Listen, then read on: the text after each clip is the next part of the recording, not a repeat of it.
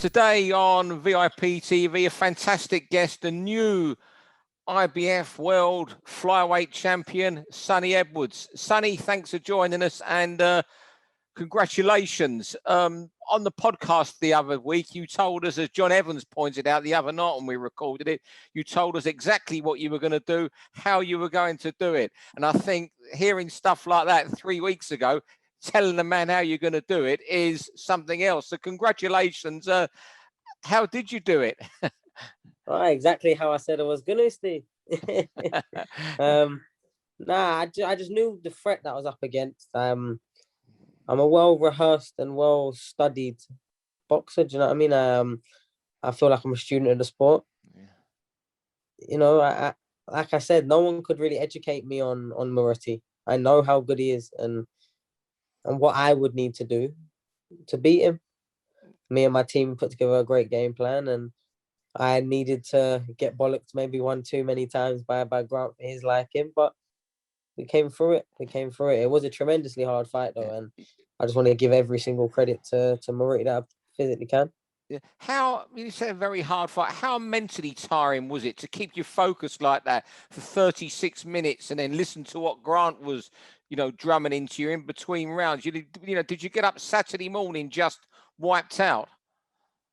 Yeah, the fight probably took a lot more out of me than perhaps I'd even give it credit for, because I still felt so good near the end. I still felt quite fresh. But even Grant said he was making sure I was staying hydrated after. And if I'm honest, the next 2-3 days, I've been waking up like I've been run over by a bus. It's been really, my whole body's been aching, my neck, my shoulders, my feet. But I'm getting to the end of it now, and from next week I'll be back in the gym, ready to go. So you're going to go straight back in the gym. You're just going to tick over, I presume, for a month or two, though, are you? Before they go, until I get some concrete news and plans as to what is next.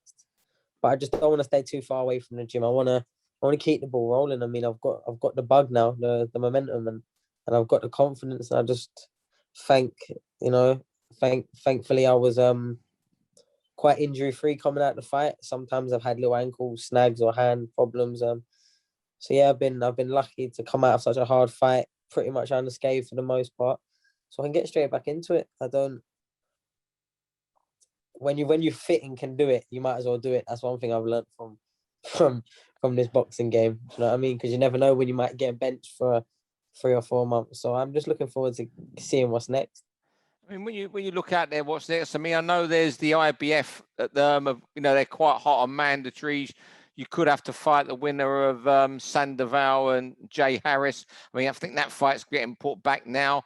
So you might get, something else in before that. But can I ask you about the 3 champions, what your opinions of them? First of all, Julio Martinez. He's a great fighter and obviously a great champion. He's had some good fights already in his short career. And probably, arguably, the recognized number 1 at the moment, for most people's point of view.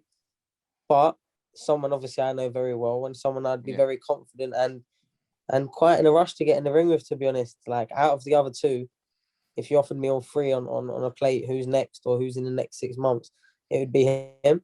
Like, it really would. Even though I've sparred the Ukrainian and I've not seen the most amount of Nakatani, but I know enough to know how good he is. Do you know what I mean? I feel like that would be the fight that I would want, because at the end of the day, they're the sort of legacy fights, and whilst they're lined up and in front of you, you have to take those opportunities, because you never know with this boxing world. It's so unpredictable. You don't know when the opportunity is going to align like that again.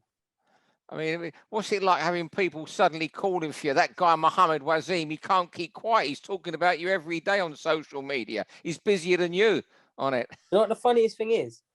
I sparred him. We don't even care about sparring, but I sparred him probably about, it was when Lee McGregor fought Cash Farouk. Oh, about a year ago, right? Yeah. Yeah, so I'm ago. sure it was that one. So I sparred him there, and it was good spar, competitive rounds. It was what it was, and I was very happy coming out of the ring. But then at the beginning of the year, or maybe at the end of last year, I got offered 3 fights, right? And I said yes to every single one of them. Moretti was the last one. Muhammad Wasim was the first, right? So I said yes to Muhammad Wasim. 2 weeks gone by, I'm sort of chasing up. Oh, Wasim's a no-go. That's what I got back from my management. I went, why? And he went, oh, well, he's got Ramadan and he's getting married. And all I was saying was, I've got a lot of Muslim friends, so I know Ramadan went for about another 4 or 5 months from that point. So he could have easily got a full camp and a fight in.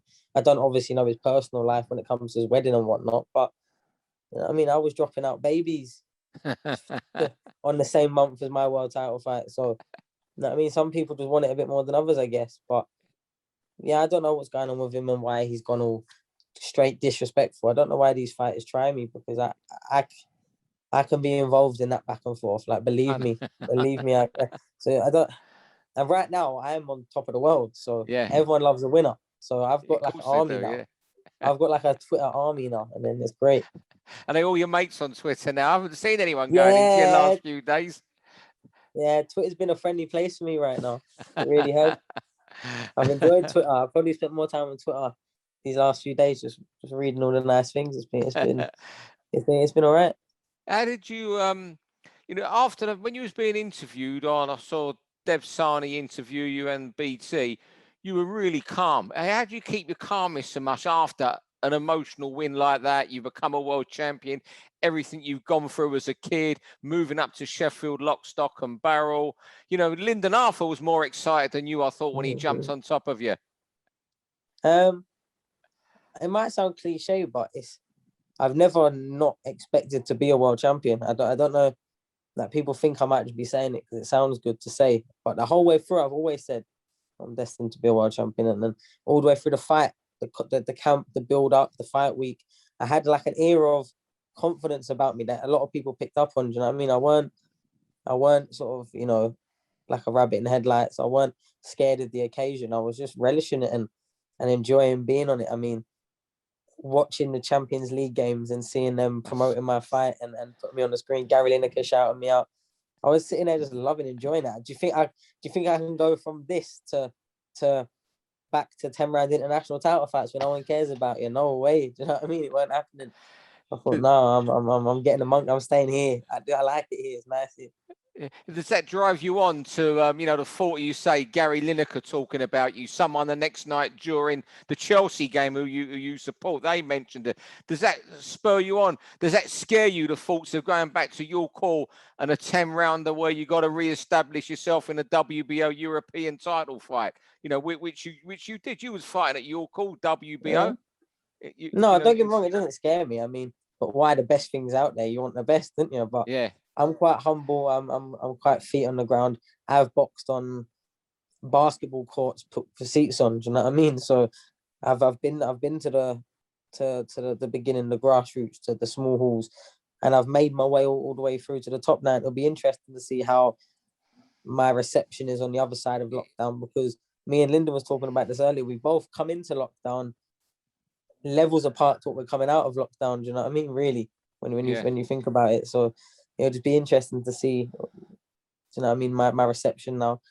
I think I'm getting a lot more love and appreciation now I've achieved something at the highest level, because now people are sort of appreciating what I'm doing, because it's not just moving and making boring fights. It's like the skill and the art, and you only really see that when the stakes are so high. You only appreciate it anyway. Yeah, when you and Lyndon, what have you spoken about since the fight? I know you're very, very close. I mean, you have to know you both to know how close you are. You're like two peas in a pod. I mean, how often do you two have spoken since the fight? No, every day. We're like Pinky in the Brain. Every day we're planning how to take over the world. You know what I mean? So, but yeah, I spoke to him earlier whilst I was ordering my Taco Bell. I've got a week off. My Frank said, and my trainer, and he said I have a week off, so I'm gonna take full enjoyment out of that before I start backing on the meal preps. I mean, you were getting, BT did a great job with you, the way they was hyping your fight on programs in mid. What do you have to do as a flyweight now? I mean, everyone I've seen's raving about you. I was out running Saturday, and someone didn't know you all, but had seen you. I was running with. I saw that little guy last night. That's what this fella said to me.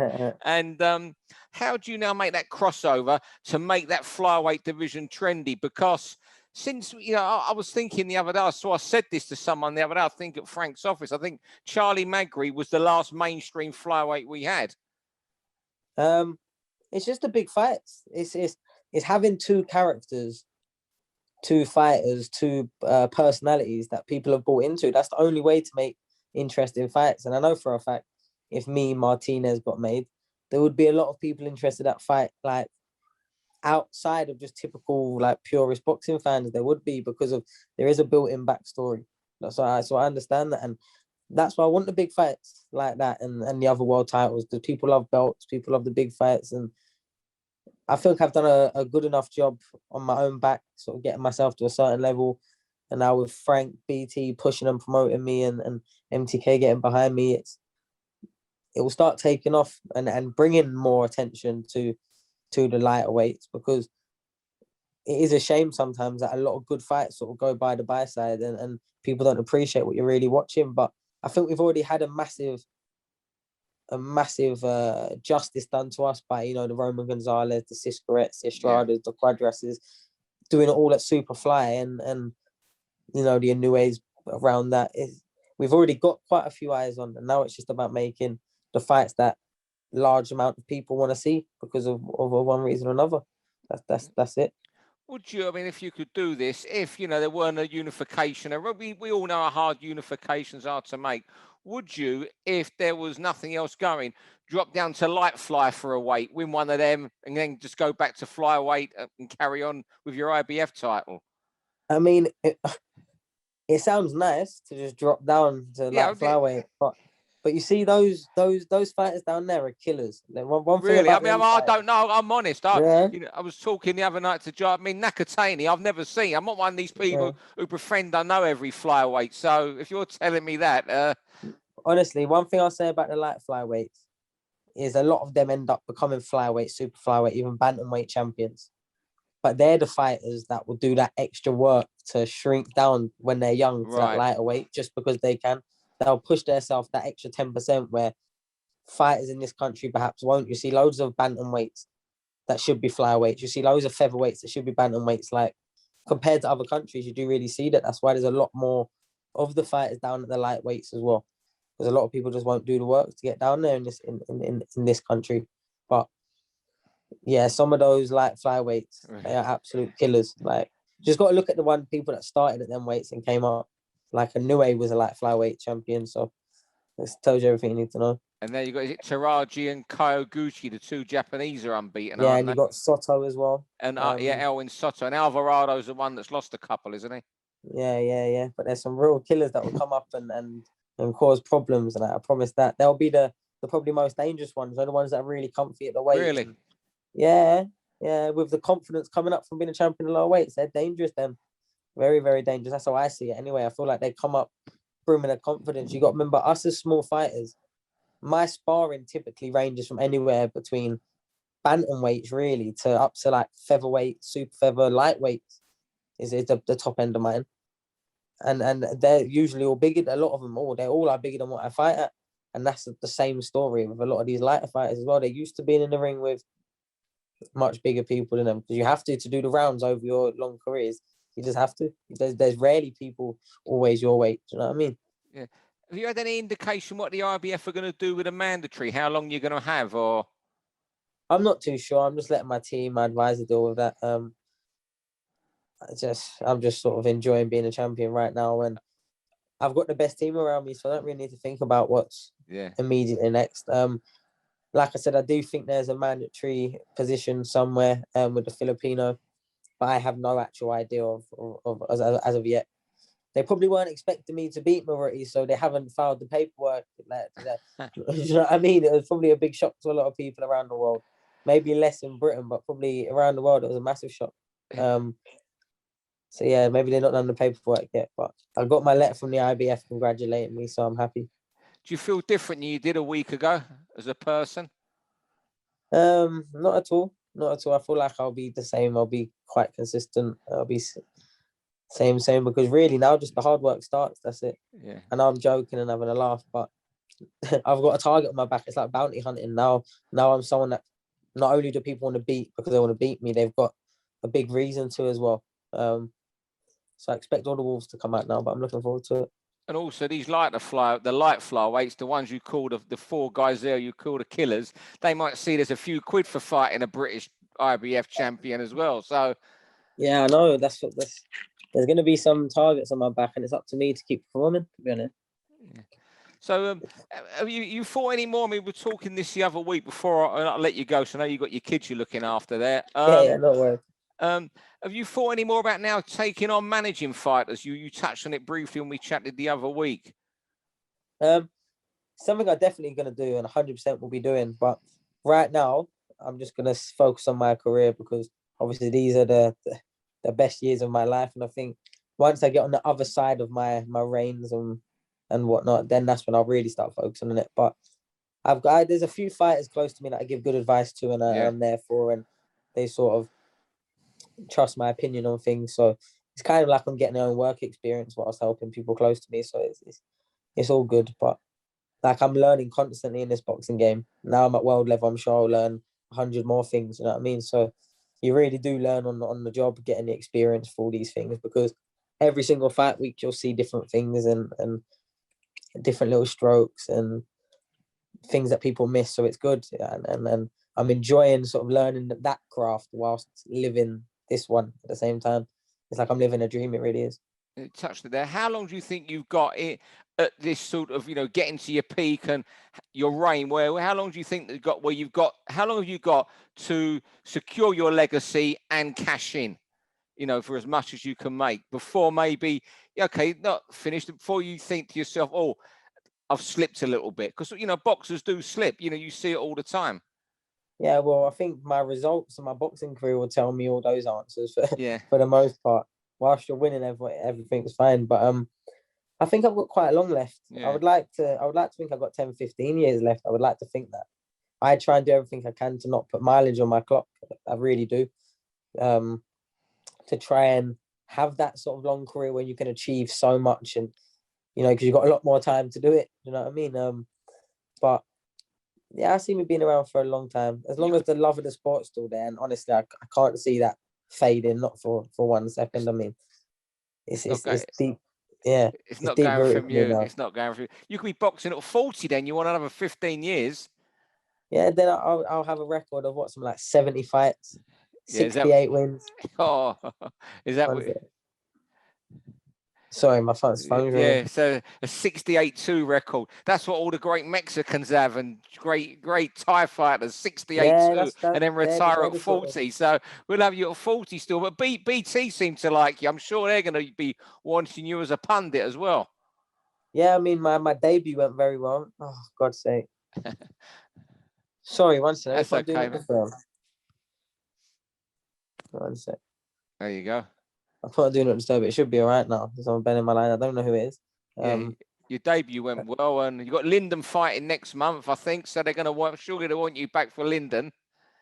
Yeah, I mean, anytime they want me, they know that they got my number. They know who to call. And I've really enjoyed it. That's a role I could see myself fitting into nicely. It's a lot easier than getting punched in the face. I mean, it's nice to be on the other side of the boxing ring and enjoy the sport from a different perspective. But yeah, I enjoy doing that. But like I said, I've got a long career yet. A long career. I want to try and achieve things that people deem impossible, people don't think anyone could ever do. That's what I really want to do. I mean, this IBF world title, great belt, and someone I've looked up to for years and years and years.